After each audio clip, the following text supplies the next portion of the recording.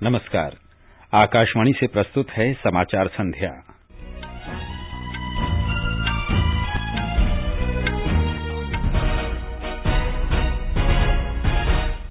प्रधानमंत्री ने उत्तर प्रदेश के गोरखपुर में एम्स उर्वरक संयंत्र और ICMR केंद्र सहित विभिन्न विकास परियोजनाओं को राष्ट्र को समर्पित किया। प्रधानमंत्री ने गन्ना किसानों के फायदे के लिए यूपी सरकार के काम की सराहना की। सरकार ने कहा, भारत ने कोविड महामारी के बाद से 150 से अधिक देशों को कोविड चिकित्सा और अन्य सहायता पहुंचाई। केंद्र ने जल जीवन मिशन के तहत पंजाब को 402 करोड़ रुपए जारी किए। भारत ने ओडिशा के चांदीपुर एकीकृत परीक्षण रेंज से सतह से हवा में मार करने वाली कम दूरी की मिसाइल का सफल परीक्षण किया। प्रधानमंत्री नरेंद्र मोदी सोमवार को काशी विश्वनाथ धाम के पुनर्निर्माण कार्यों का उद्घाटन करेंगे। सरकार ने कहा, भारत म्यांमार में लोकतांत्रिक परिवर्तन का समर्थन करता है। चीन ने चेतावनी दी है कि बीजिंग शीतकालीन ओलंपिक का अमरीकी राजनयिक बहिष्कार दोनों देशों के बीच संवाद और सहयोग को नुकसान पहुंचा सकता है। समाचार संध्या में मनोज के साथ मैं अतहर सईद। देश कोविड टीकाकरण अभियान के अंतर्गत 150 करोड़ टीके लगाने की दिशा में निरंतर आगे बढ़ रहा है। कोरोना वायरस का नया वेरिएंट मिलने से चिंताएं बढ़ी हैं। आपसे हमारी अपील है कि यथाशीघ्र दोनों टीके लगवाएं और अन्य लोगों को भी टीके लगवाने के लिए प्रेरित करें। कृपया 3 सरल उपायों का अवश्य पालन करें। मास्क लगाएं, 2 गज की सुरक्षित दूरी बनाए रखें, हाथ और चेहरा साफ रखें। कोविड से संबंधित किसी भी जानकारी और मार्गदर्शन के लिए राष्ट्रीय हेल्पलाइन नंबर 01123978046 और 1075 पर संपर्क करें। और अब समाचार विस्तार से। प्रधानमंत्री नरेंद्र मोदी ने आज उत्तर प्रदेश के गोरखपुर में 10,000 करोड़ रुपए की कई विकास परियोजनाओं का उद्घाटन किया। इन परियोजनाओं में उर्वरक संयंत्र, अखिल भारतीय आयुर्विज्ञान संस्थान एम्स और भारतीय चिकित्सा अनुसंधान परिषद ICMR के क्षेत्रीय केंद्र का नया भवन शामिल हैं। प्रधानमंत्री ने कहा कि उन परियोजनाओं का उद्घाटन करने के लिए आभारी हैं जिनकी आधारशिला उनके द्वारा 5 साल पहले रखी गई थी। श्री मोदी ने कहा कि आज का कार्यक्रम इस बात का प्रमाण है कि न्यू इंडिया के लिए कुछ भी असंभव नहीं है। जब नेक नीयत से काम होता है तो आपदाएं भी अवरोध नहीं बन पाती। जब गरीब, शोषित, वंचित की चिंता करने वाली सरकार होती है तो वो परिश्रम भी करती है, परिणाम भी ला करके दिखाती है। गोरखपुर में आज हो रहा आयोजन इस बात का भी सबूत है कि नया भारत जब ठान लेता है तो इसके लिए कुछ भी असंभव नहीं है। प्रधानमंत्री ने कहा कि 2014 से पहले देश उर्वरकों की गंभीर समस्या का सामना कर रहा था। इसकी आपूर्ति में कई तरह की रुकावटें थी। उन्होंने कहा कि सरकार ने इस संकट को खत्म करने के लिए 3 फार्मूलों पर काम किया है। हमने यूरिया का गलत इस्तेमाल रोका, यूरिया की 100% नीम कोटिंग की, हमने करोड़ों किसानों को सॉयल हेल्थ कार्ड दिए ताकि उन्हें पता चल सके कि उनके खेत को किस तरह की खाद की जरूरत है। हमने यूरिया के उत्पादन को बढ़ाने पर जोर दिया। बंद पड़े फर्टिलाइजर प्लांट्स को फिर से खोलने पर हमने ताकत लगाई। श्री मोदी ने कहा कि आगामी वर्षों में 4 और उर्वरक संयंत्रों को पुनर्जीवित किया जाएगा। प्रधानमंत्री ने कहा कि उर्वरक संयंत्रों को ईंधन उपलब्ध कराने के लिए गैस पाइपलाइन परियोजना का इस्तेमाल किया गया है। गोरखपुर फर्टिलाइजर प्लांट को शुरू करवाने के लिए एक और भगीरथ कार्य हुआ है। जिस तरह से भगीरथ जी गंगा जी को लेकर आए थे, वैसे ही इस फर्टिलाइजर प्लांट तक ईंधन पहुंचाने के लिए ऊर्जा गंगा को लाया गया है। PM ऊर्जा गंगा गैस पाइपलाइन परियोजना के तहत हल्दिया से जगदीशपुर पाइपलाइन बिछाई गई है। इस पाइपलाइन की वजह से गोरखपुर फर्टिलाइजर प्लांट तो शुरू हुआ ही है, पूर्वी भारत के दर्जनों जिलों में पाइप से सस्ती गैस भी मिलने लगी है। प्रधानमंत्री ने कहा कि गोरखपुर में उर्वरक संयंत्र के पुनरुद्धार से क्षेत्र में रोजगार के अवसर पैदा होंगे और संबद्ध आर्थिक गतिविधियों को भी बढ़ावा मिलेगा। प्रधानमंत्री ने कहा कि उर्वरक संयंत्र का पुनरुद्धार भारत को यूरिया के उत्पादन में आत्मनिर्भर बनाने की दिशा में एक और कदम है। श्री मोदी ने कहा कि गोरखपुर में एम्स बनाए जाने की मांग वर्षों से की जा रही थी, किसी भी सरकार ने इस पर ध्यान नहीं दिया। श्री मोदी ने कहा कि केंद्र और राज्य सरकार ने पूर्वी उत्तर प्रदेश में स्वास्थ्य के बुनियादी ढांचे को मजबूत करने के लिए मिलकर काम किया है। आज गोरखपुर और बस्ती डिवीजन के 7 जिलों में दिमागी बुखार के मामले लगभग 90% तक कम हो चुके हैं।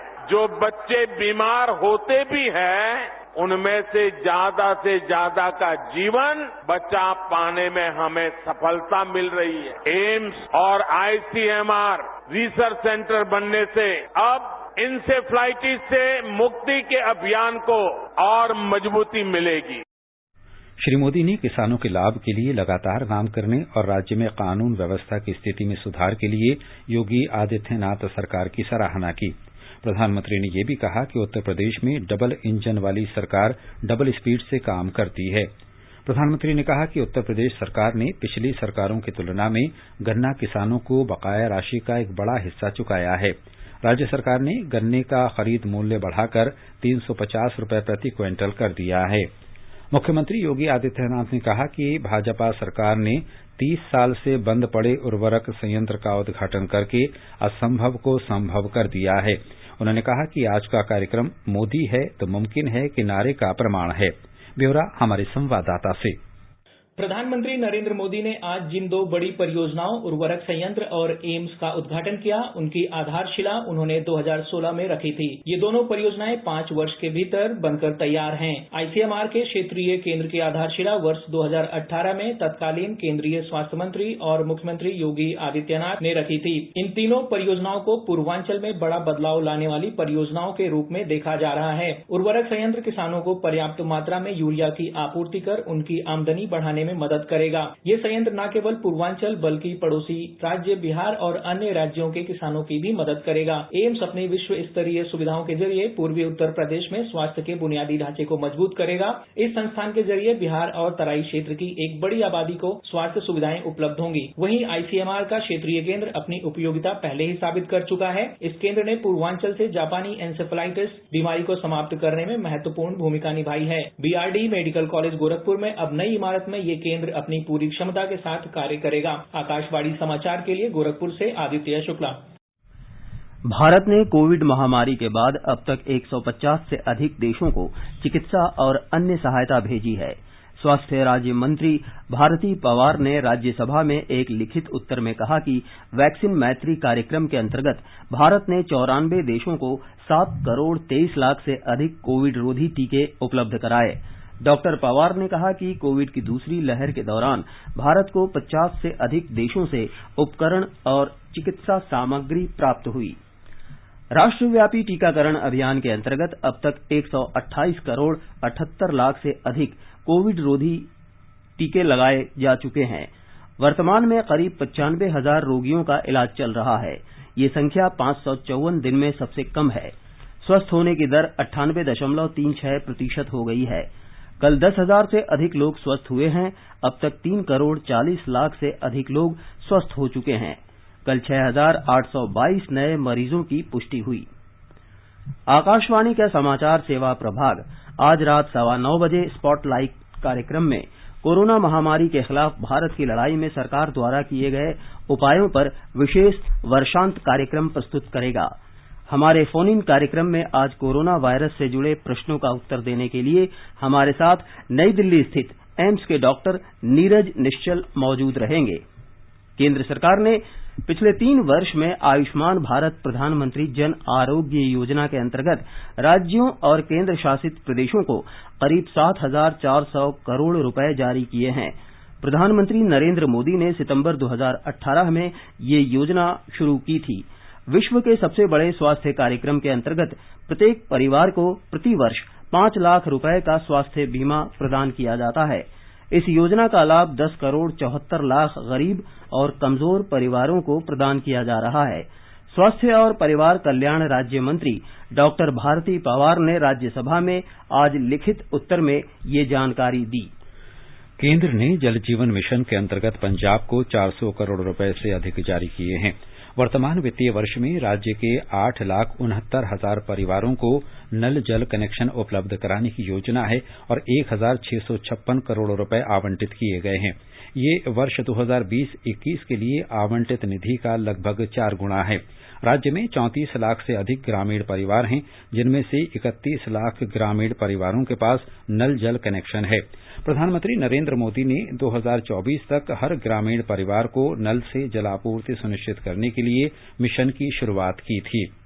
वित्त राज्य मंत्री पंकज चौधरी ने कहा है कि प्रवर्तन निदेशालय क्रिप्टो करेंसी से जुड़े धोखाधड़ी के 8 मामलों की जांच कर रहा है। उन्होंने कहा कि कानून व्यवस्था राज्य का विषय है, इसलिए राज्य और केंद्र शासित प्रदेश इस तरह के मामलों की जांच के लिए प्रमुख रूप से उत्तरदायी हैं।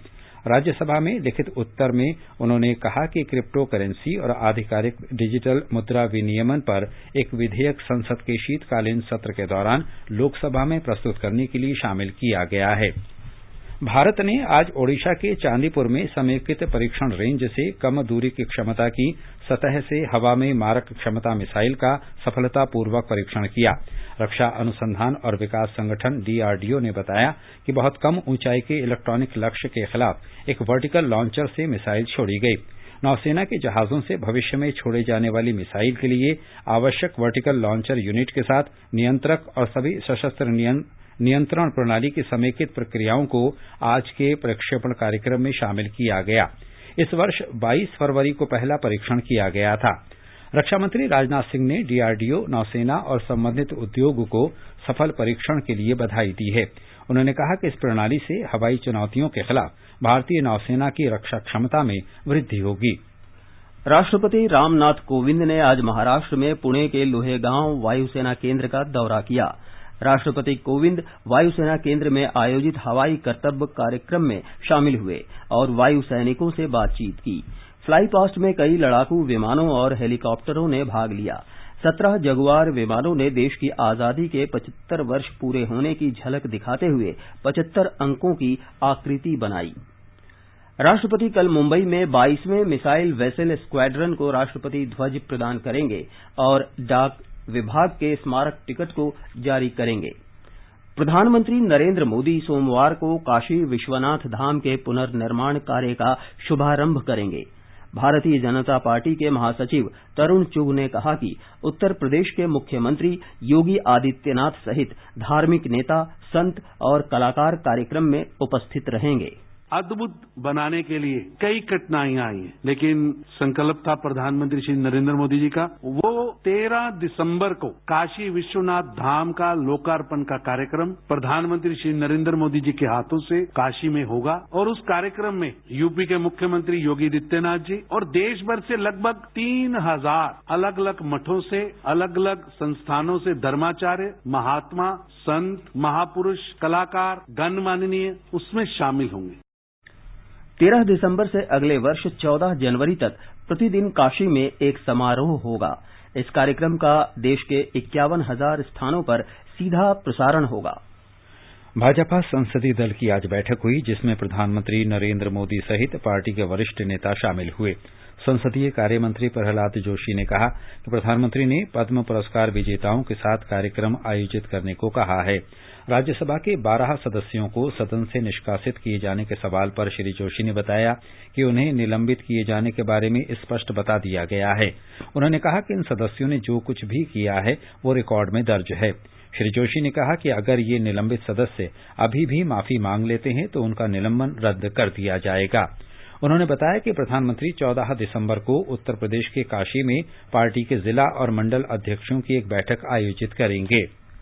ये समाचार हमारी वेबसाइट newsonair.com/hindi और हमारे mobile app news on AIR पर भी उपलब्ध हैं। हर जोखिम से निकल कर फसल आए, सुरक्षित हो जाए।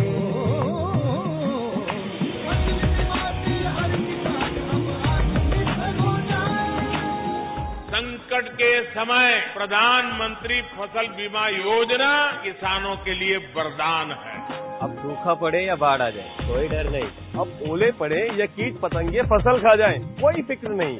क्योंकि हमने लिया है प्रधानमंत्री फसल बीमा। बुआई से फसल कटाई तक हर जोखिम का दावा, न्यूनतम प्रीमियम पर अधिकतम भुगतान का वादा। योजना से हर साल जुड़ रहे हैं 5 करोड़ से ज्यादा किसान। अब आपकी है बारी। नजदीकी कृषि कार्यालय, सहकारी समिति, बैंक शाखा, अधिकृत बीमा कंपनी या जन सेवा केंद्र में स्वेच्छा से करा सकते हैं पंजीकरण। फसल बीमा पोर्टल या फसल बीमा ऐप द्वारा भी कराया जा सकता है पंजीकरण। प्रधानमंत्री फसल बीमा योजना, आपकी फसलों का संपूर्ण सुरक्षा कवच। कृषि एवं किसान कल्याण मंत्रालय, भारत सरकार। Nation first, always first. राष्ट्र प्रथम, सदैव प्रथम। राष्ट्र प्रथम का ये मंत्र है देश की ताकत। सबके प्रयास से बढ़ता है देश का सामर्थ्य। देश की प्रगति को मिले नई गति, नई शक्ति। अपने आयकर की कुल अग्रिम राशि का 75% 15 दिसंबर 2021 तक अवश्य जमा करें। कंपनी, कॉर्पोरेट या फिर वो व्यक्ति जिनकी टीडीएस, टीसीएस कटने के बाद भी कर देयता 10,000 रुपए या उससे अधिक है, उनको एडवांस टैक्स देना आवश्यक है। अधिक जानकारी और टैक्स जमा करने के लिए विजिट करें www.incometax.gov.in। चाहते हो जिंदगी में भरना उड़ान, अगर आपकी मंजिल हो आसमान, गर्व हो महसूस पहनकर यूनिफॉर्म, तो ज्वाइन करिए इंडियन एयरफोर्स। भर्तियां 1 दिसंबर 2021 से शुरू। ऑनलाइन अप्लाई करने के लिए careerindianairforce.cvac.in पर लॉगिन करिए। समाचार संध्या में आपका फिर स्वागत है। आगे बढ़ने से पहले मुख्य समाचारों पर एक नजर। प्रधानमंत्री ने उत्तर प्रदेश के गोरखपुर में एम्स उर्वरक संयंत्र और आईसीएमआर केंद्र सहित विभिन्न विकास परियोजनाओं को राष्ट्र को समर्पित किया। प्रधानमंत्री ने गन्ना किसानों के फायदे के लिए यूपी सरकार के काम की सराहना की।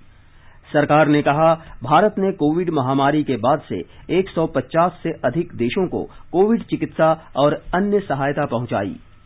केंद्र ने जल जीवन मिशन के तहत पंजाब को 402 करोड़ रुपए जारी किए। भारत ने ओडिशा के चांदीपुर एकीकृत परीक्षण रेंज से सतह से हवा में मार करने वाली कम दूरी की मिसाइल का सफल परीक्षण किया। प्रधानमंत्री नरेंद्र मोदी सोमवार को काशी विश्वनाथ धाम के पुनर्निर्माण कार्यों का उद्घाटन करेंगे। सरकार ने कहा, भारत म्यांमार में लोकतांत्रिक परिवर्तन का समर्थन करता है। चीन ने चेतावनी दी है कि बीजिंग शीतकालीन ओलंपिक का अमेरिकी राजनयिक बहिष्कार दोनों देशों के बीच संवाद और सहयोग को नुकसान पहुंचा सकता है।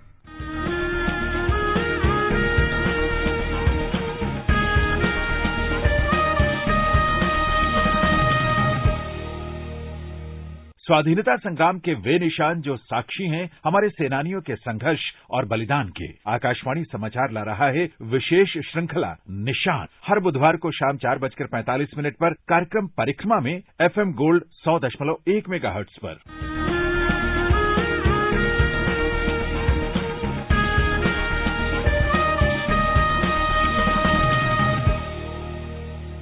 प्रस्तुत है संसद में आज हुई कार्यवाही की समीक्षा। पहले लोकसभा। लेखक हैं पीटीआई भाषा के वैभव महेश्वरी। लोकसभा में आज उच्च न्यायालय और उच्चतम न्यायालय न्यायाधीश वेतन और सेवा शर्त संशोधन विधेयक 2021 पर चर्चा शुरू हुई।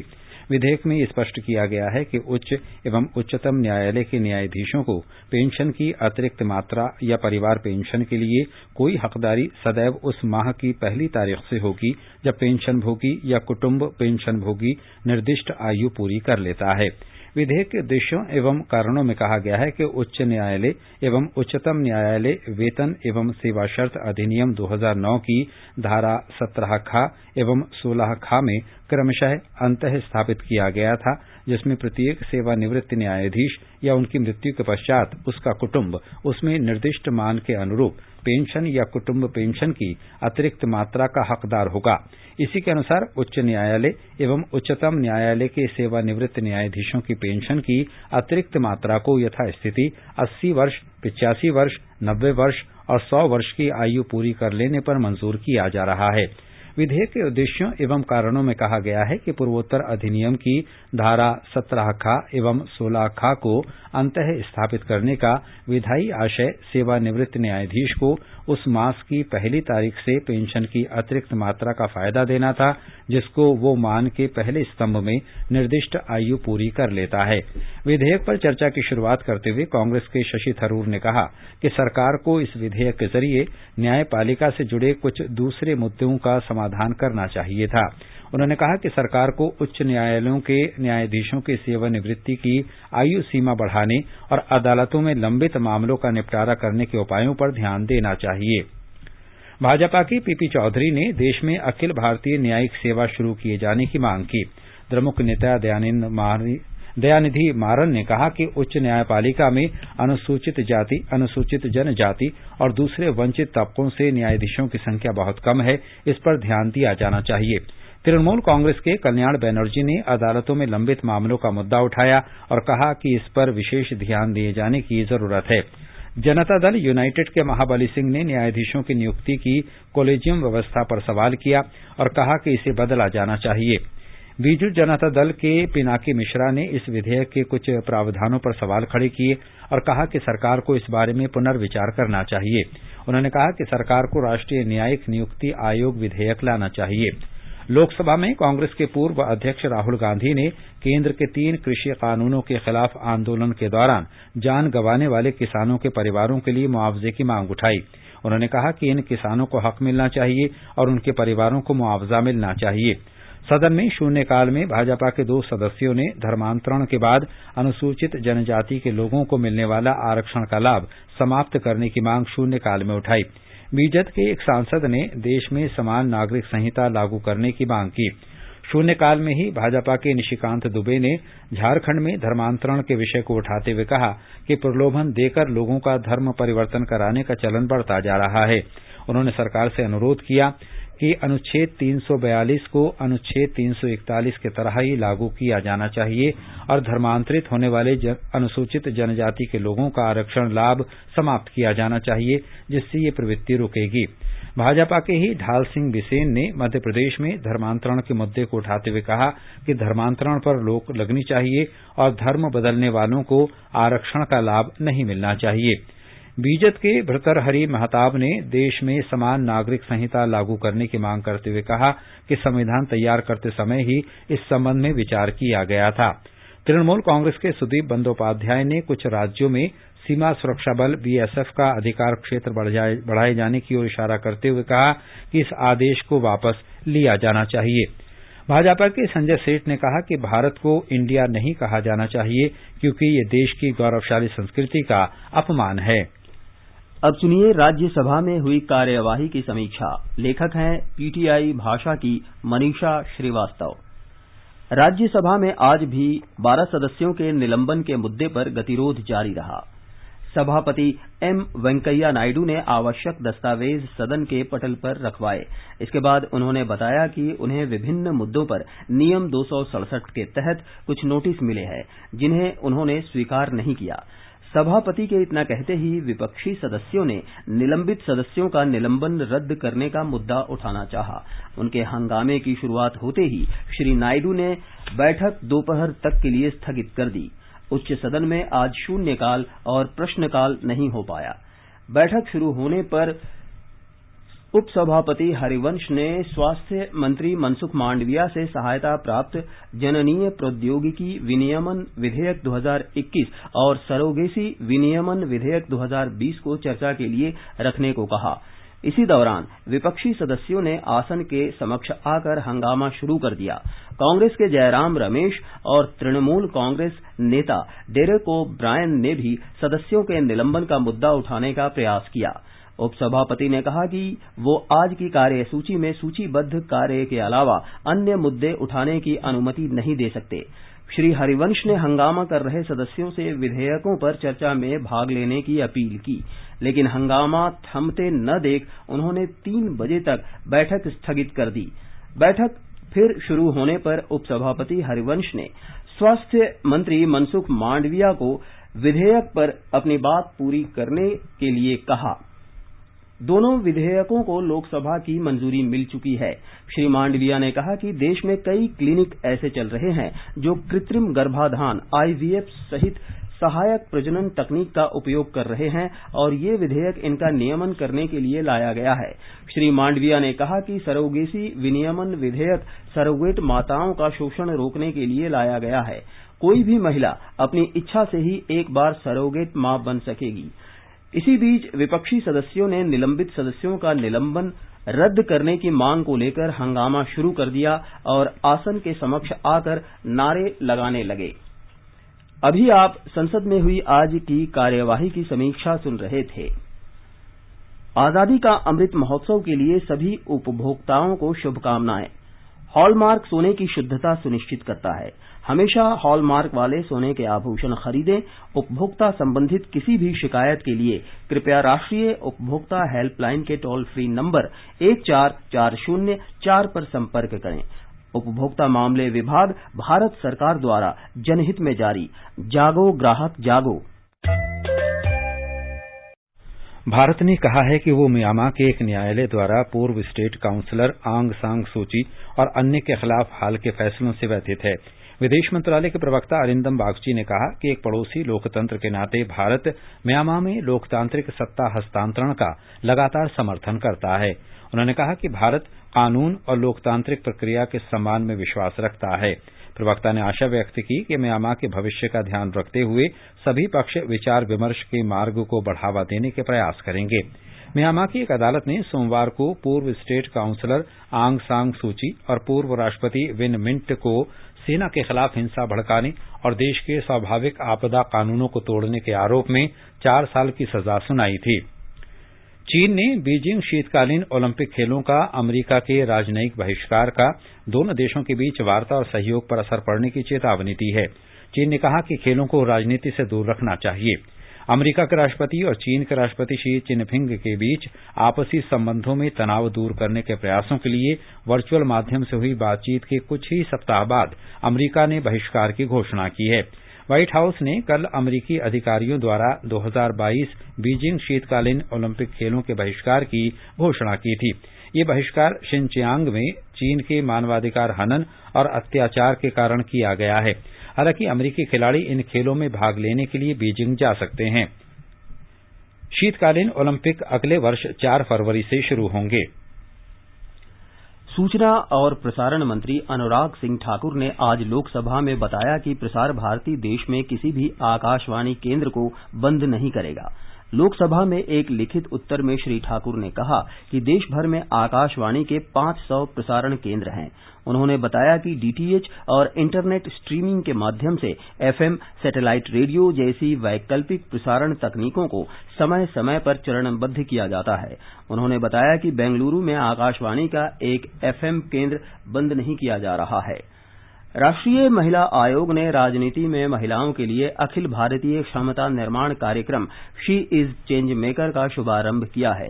ये कार्यक्रम क्षेत्रवार प्रशिक्षण संस्थानों के सहयोग से महिला राजनीतिक नेताओं के क्षमता निर्माण और संचार कौशल में सुधार लाने का काम करेगा। कार्यक्रम की शुरुआत आज राष्ट्रीय महिला आयोग की अध्यक्षा रेखा शर्मा ने महाराष्ट्र के ठाणे में रंभाऊ महलागी प्रबोधिनी के सहयोग से की।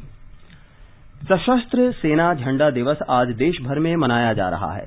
1949 से ही हर साल 7 दिसंबर को देश की रक्षा के लिए शहीद होने वाले जवानों को सम्मान देने के लिए ये दिवस मनाया जाता है। उपराष्ट्रपति और प्रधानमंत्री ने शहीद जवानों को श्रद्धांजलि अर्पित करते हुए कहा, सुरक्षा बलों के अनुकरणीय योगदान की सराहना की। अंत में मुख्य समाचार एक बार फिर। प्रधानमंत्री ने उत्तर प्रदेश के गोरखपुर में एम्स उर्वरक संयंत्र और आईसीएमआर केंद्र सहित विभिन्न विकास परियोजनाओं को राष्ट्र को समर्पित किया। प्रधानमंत्री ने गन्ना किसानों के फायदे के लिए यूपी सरकार के काम की सराहना की। सरकार ने कहा, भारत ने कोविड महामारी के बाद से 150 से अधिक देशों को कोविड चिकित्सा और अन्य सहायता पहुंचाई। केंद्र ने जल जीवन मिशन के तहत पंजाब को 402 करोड़ रुपए जारी किए। भारत ने ओडिशा के चांदीपुर एकीकृत परीक्षण रेंज से सतह से हवा में मार करने वाली कम दूरी की मिसाइल का सफल परीक्षण किया। प्रधानमंत्री नरेंद्र मोदी सोमवार को काशी विश्वनाथ धाम के पुनर्निर्माण कार्यों का उद्घाटन करेंगे। सरकार ने कहा, भारत म्यांमार में लोकतांत्रिक परिवर्तन का समर्थन करता है। चीन ने चेतावनी दी है कि बीजिंग शीतकालीन ओलंपिक का अमेरिकी राजनयिक बहिष्कार दोनों देशों के बीच संवाद और सहयोग को नुकसान पहुंचा सकता है। इसके साथ ही समाचार संध्या का ये अंक समाप्त हुआ। नमस्कार।